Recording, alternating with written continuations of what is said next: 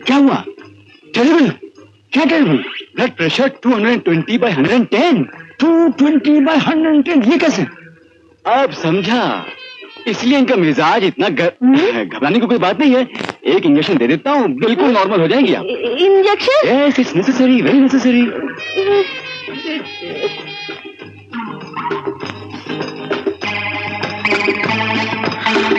इतनी बड़ी सुई? हाँ, क्या करें, आपकी बीमारी भी तो इतनी बड़ी है।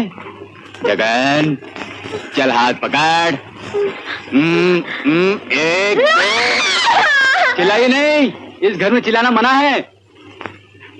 देवर जी, क्या सचमुच मंजू का प्रेशर इतना ज्यादा है? अरे नहीं भाभी, ये आपकी बहन है ना, बहुत पटर पटर करती है, इसलिए मैं उसे सबक सिखा रहा था। वो तो सुई देखते ही मैं समझ गया था, इससे तो घोड़ों को इंजेक्शन देते हैं। आंखों का डरा दिया बेचारी को। सुनिए, मैं क्या? जी मैं कुछ समझ नहीं पा रहा हूँ। ओह, मैंने कहा कुछ समझ में नहीं आ रहा, जरा ऊंचा बोलिए ना। मालूम नहीं, इस घर में ऊंचा बोला मना है। इस घर में खुसर फुसर करना भी मना है, जो कहना ठीक से कहिए, समझी? इंदर, इतनी ऊंची आवाज में बातें क्यों कर रहे हो? जरा आहिस्ता बोलो, आजकल तुम्हें हो क्या गया है? यही तो मैं भी कह रही थी आंटी जी, लेकिन ये सुनते ही नहीं। सुनो, 4 अप्रैल को सबको इलाहाबाद पहुंचना है। तुम्हारी मौसी की चिट्ठी आई है, सुनीता की शादी है।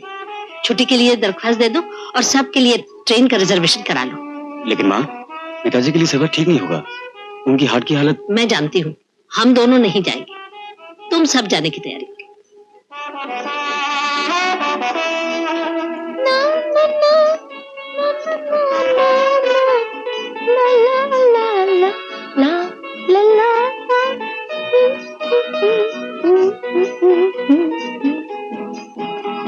भाभी, ये आपकी बहन है ना, इसे जरा समझा दीजिए, वरना। क्यों, क्या किया उसने? अरे सुबह सुबह डांट पड़वा दी माँ से मुझे। वो तो सबके कान कतरती रहती है, मैं क्या करूं? तुम ही जाके निपट लो।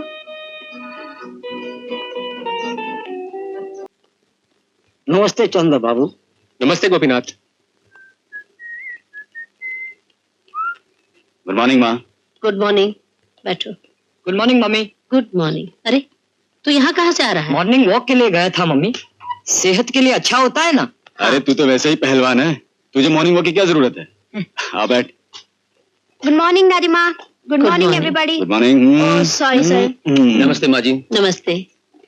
नमस्ते माँ। नमस्ते। गुड मॉर्निंग भाभी। नमस्ते माँ। नमस्ते बेटी। Good morning. Good morning aunty ji. Good morning, बैठो बैठो। गोपीनाथ, बड़े बाबू को बगीचे से बुला लो। अरे माँ, ये क्या है?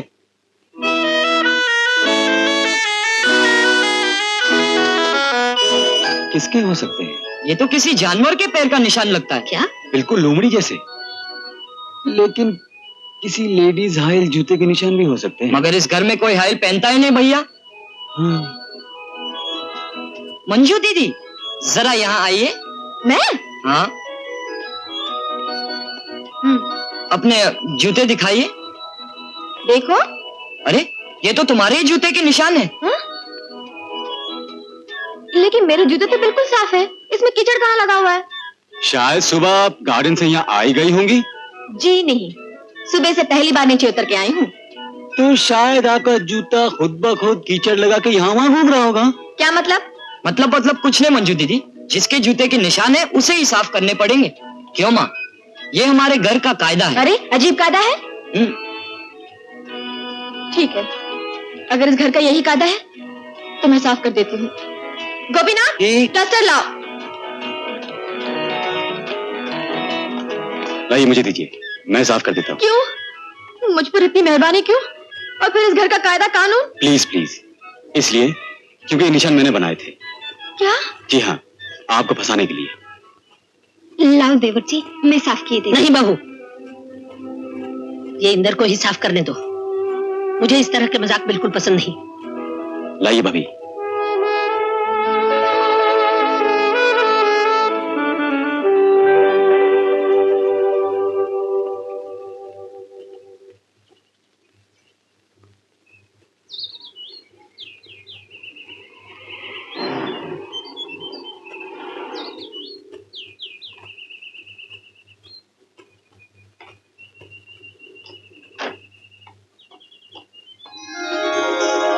अरे आप यहाँ कैसे बैठी हैं? कैसे मतलब? जैसे बैठा जाता है वैसे ही बैठी हूँ। ओफो, लगता है बहुत ऑफ मूड में हैं आप।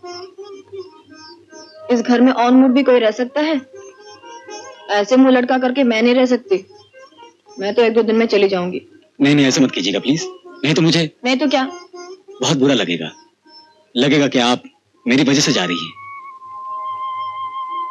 सच। अच्छा, कल से आप इतनी हमदर्दी क्यों दिखा रहे हैं? इतने शिवरलिस क्यों हो गए? कल सबके सामने मुझे बेइज्जत करने का इतना अच्छा मौका छोड़ दिया आपने। आपकी बेइज्जती करने का इरादा थोड़ा ही था, वो तो आपकी चाल का मैं जवाब देना चाहता था। जब देखा कि मामला बहुत सीरियस हो गया है तो अपनी चाल वापस ले ली। अच्छा एक बात बताइए, क्या शरारत करना बुरी बात है? अरे यही तो मैं आहिस्ता। ये तो मैं पूछना चाहती हूँ कि शरारत करना कोई बुरी चीज है क्या? आप लोग ऐसे रहते कैसे हैं बाबा? कोई खेल नहीं, कोई शरारत नहीं, इस तरह बंदे बंदे रहने में दम नहीं घुटता है। डिसिप्लिन को बंधन थोड़ी कहते हैं। लेकिन इतनी डिसिप्लिन क्या अच्छी लगती है? नहीं, बात यह है कि बचपन से आदत जो पड़ गई है। मुझे तो लगता है इस घर में सभी को आदत पड़ गई है।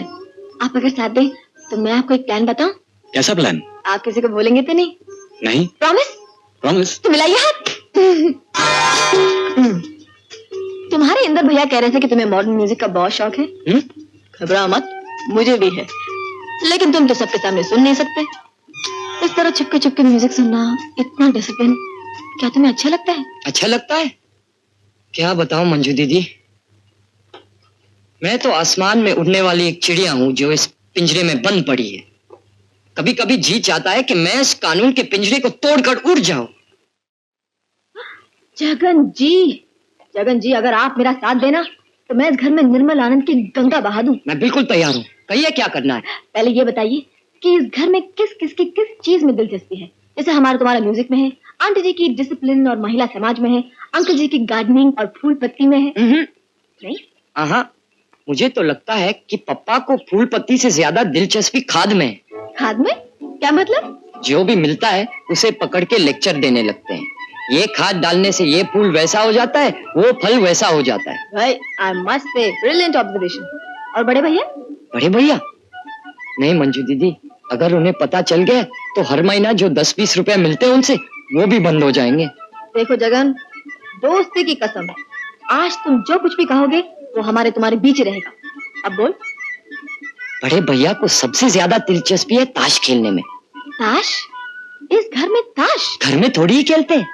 दफ्तर की छुट्टी हो जाने के बाद बड़े भैया के दफ्तर में मायकादा महफिल जमती है। चंदर भैया भी वहाँ पहुँचते हैं। जीजा जी? हाँ, वही तो बड़े भैया के ब्रिज में पार्टनर है। लेकिन तुम्हें ये सब कैसे मालूम हुआ? एक दिन मुझे 2-4 रुपए की जरूरत पड़ी। आपको तो मालूम है, माँ से 2-4 रुपए क्या 2-4 पैसे मिलने की उम्मीद नहीं, तो मैंने सोचा बड़े भैया से मांग लो।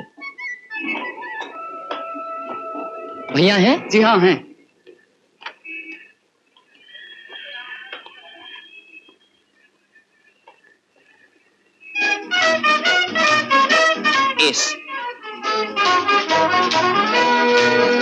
भैया?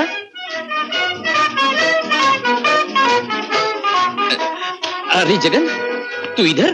क्या बात है, तू यहाँ कैसे आया? भैया मुझे 2 रुपए चाहिए। ओ ये बात है, ये ले 10 रुपए ले। नहीं भैया, मुझे 2 ही रुपए चाहिए। तो क्या हुआ, 10 ही रख लेना। और मेरी तरफ से 5 रख ले। मगर देख जगन, इसके बारे में माँ से कुछ ना कहना है। अब आप ही बताइए मंजू दीदी, जो मुर्गी सोने का अंडा देती हो उसे कोई कभी काटता है? जब भी पैसे की जरूरत पड़ती है मैं वहीं चला जाता हूँ।